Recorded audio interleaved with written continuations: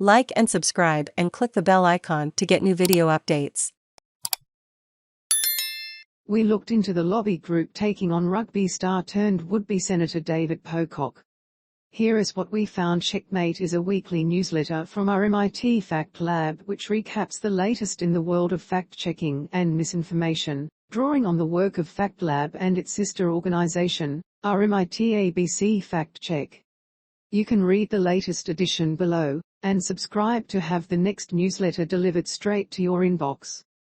Checkmate, May 13, 2022. In this week's edition of Checkmate, we bring you an investigation into the forces behind Advance Australia, the Conservative lobby group going after independent ACT candidate David Pocock. We also check in with Mosaic, Fact Lab's election misinformation monitoring team, and share the stats on voter fraud in Australia. Why doesn't Advance Australia like former Wallabies captain David Pocock? Conservative lobby group Advance Australia has independent ACT Senate candidate David Pocock in its sights, with Facebook advertising data revealing that the group's offensive against the former rugby star is disproportionate to its campaigning against any other candidate. Advance Australia made waves early in the election with mobile billboards depicting Chinese President Xi Jinping casting a vote for Labor, and although the group regularly attacks Labor and the Greens, it describes itself as an independent movement that lives for mainstream Australia that is not aligned to any political party. The group has form when it comes to misinformation, with South Australia's Electoral Commissioner recently finding the group had breached the state's electoral laws by publishing misleading and inaccurate material, which remains online. The analysis by Fact Lab's Mosaic team, which drew on data compiled by Queensland University of Technology's Poly dashboard, found that during March and April the group ran 88 unique ads targeting voters in particular states and territories. Canberrans were on the receiving end of 22 of those, 25%, all of which attacked Mr. Pocock either alone or alongside other candidates. To put that in context, Queenslanders were targeted with 16 ads, 18%, and all were about national issues. Meanwhile, just one other candidate was singled out in highly geo-targeted material, Independent MP Zali Steggall, who featured in 4 of the 19 ads targeting NSW voters, or roughly 5% of the total sponsored by Advance Australia. Unique ads refers to the advertisement's distinct budgets, and it is possible for ads with identical content to count as multiple unique ads. Advance Australia has run numerous ads, online and offline, depicting Mr. Pocock as an undercover Greens candidate, sowing confusion about his political affiliation and echoing a theme common to its recent campaigns, that voters aren't being told the full story. So, why target Mr. Pocock?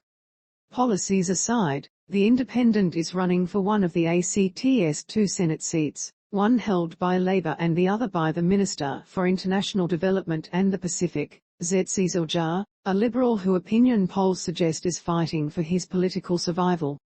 Advance Australia has links to a number of people close to Senator Cecil Jar, including his former colleagues and family. For example, Australian Security and Investments Commission, ASIC, documents show that Vicky Dunn, who served as Shadow Attorney General when the Senator was leader of the Canberra Liberals, became a director of the organisation in February 2021. Read more. Liz Storer, who once helmed the group, was reportedly a former advisor to Senator Cecil Jar. Separately, Advance Australia's Facebook account is co-managed by the Conservative campaign consultancy Whitestone Strategic. That firm's current secretary and sole director is Stephen Doyle, a name shared by Senator Cecil Jar's brother-in-law and former chief of staff who, the senator told Parliament, had played a particularly important role in my political journey.